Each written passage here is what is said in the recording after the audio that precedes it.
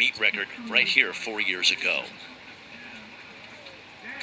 It's a lane race, so same qualifying. First two across the line. Automatically qualifying. Robert Gregory did not qualify in the 100 meters for the Gators. This is important that he redeem himself here. He'll be in lane number 6. Well, the TCU transfer ran really tough at the SEC Championship from an outside lane. I think Robert Gregory may be the favorite here in the 200 meters. And then in the inside lane, in lane 4, Alaba Akintola of Middle Tennessee State. He also competed in the 100 meters, but did not qualify for the finals. And they're off. Gregory in lane number 6.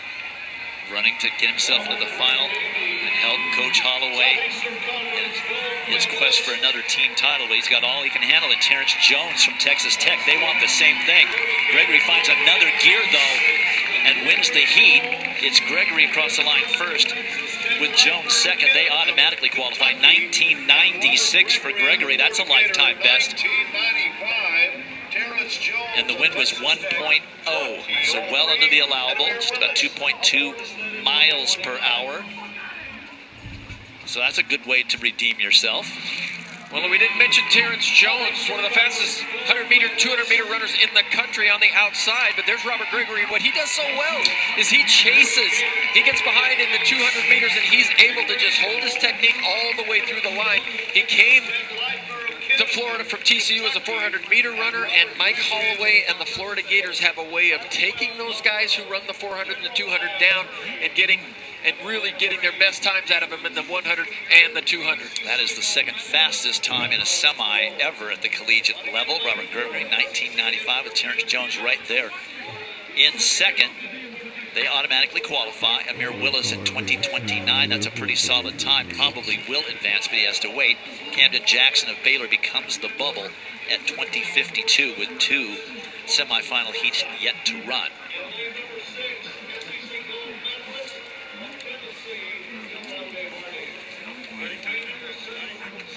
Getting their final warm-ups in heat number 2, which will feature in the middle of the track, lane 5 from Alabama, the sophomore Tarsis Oragot, who I thought was the favorite to win at the SECs and looked really good coming off the turn, but was overtaken and finished 3rd in that race. Well, just a little bit of inexperience. Coach Blaine Wiley at Alabama says this is really the first year that he's worked on testing and strength training.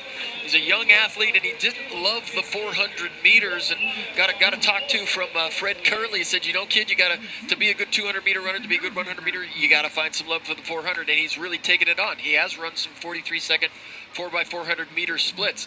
All right, Javante Harding in the same position now as Robert Gregory. Did not qualify in the 100, and this is his specialty, the 200.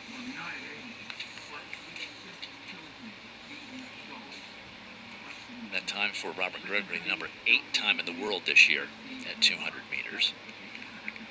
That's going to be a hot race at the World Championships. Look at this lineup. Matthew Bowling, Omzarike, Ja'Cory Patterson in here as well.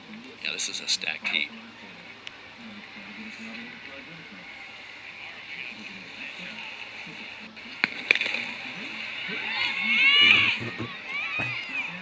Oragon in 5, Harding in 6, Bowling in 8.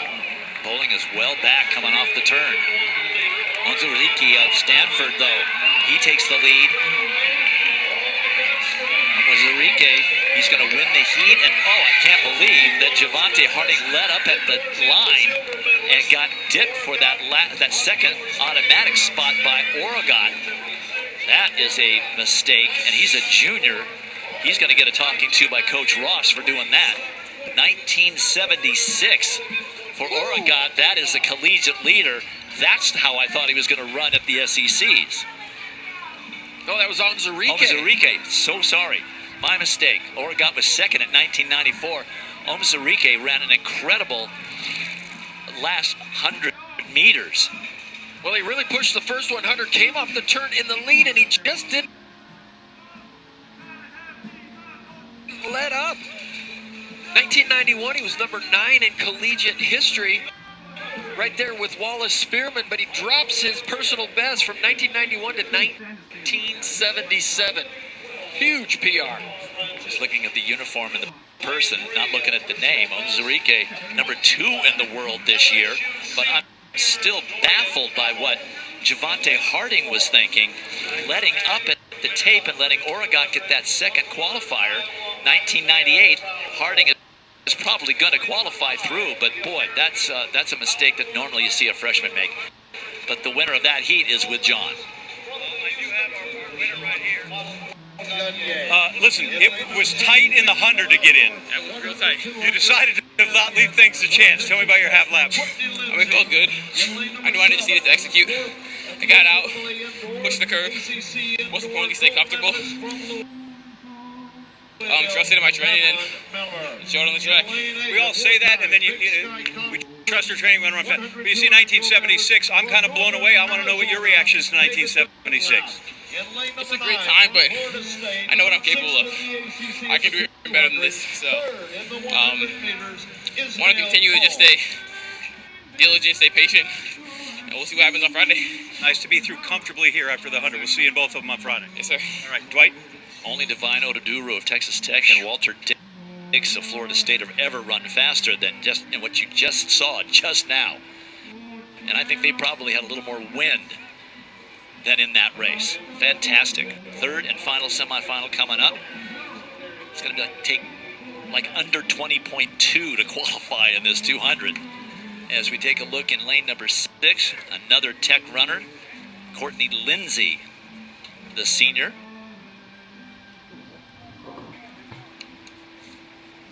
Won the 100 meters, 200 meters at the Big 12 Outdoor Championships. 1994 this season at the Texas Tech Corky Crawford Shootout. Inside him, Sean Maswangani of Houston, sort of a 200-meter specialist. Yep. The bubble is 2026. So we probably got a bunch.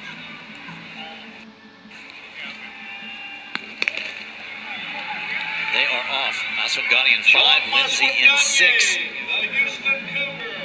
Pretty even between the two of them coming off the turn. Maswangani gets... No, he doesn't quite get it. It is Lindsay and Maswangani. Those are going to be your qualifiers. There is Lindsay. He's going to win it. Maswangani having a little trouble keeping his form together the last 50 meters or so. 1988 for Courtney Lindsay. That's a lifetime best. His lifetime best before was at altitude. And we are not at altitude. Only a 0.6 Zephyr behind them as a tailwind. So Lindsay lowering his lifetime best a ton. Well, for Texas Tech, Terrence Jones gets all the headline, but Courtney Lindsay, he's been the most consistent runner for the Red Raiders this season. He looks over at Sean Maswangani down the home straight that some of these youngsters do these days. But Courtney Lindsay made it look absolutely easy, but absolute perfect condition for 200-meter running here tonight. 6 of the qualifiers under 20 flat. Maswangani still managed 1999, which is a lifetime best for him. Why do they want to keep looking at Sean as they get the last 10 meters? Is his hairstyle in both the 100 and in the relay and the 200? They were looking at Sean Maswangani. There are the advancers to final. It took 2024 to make it through. Unbelievable. It's the men's the decathlon 400 when we come back.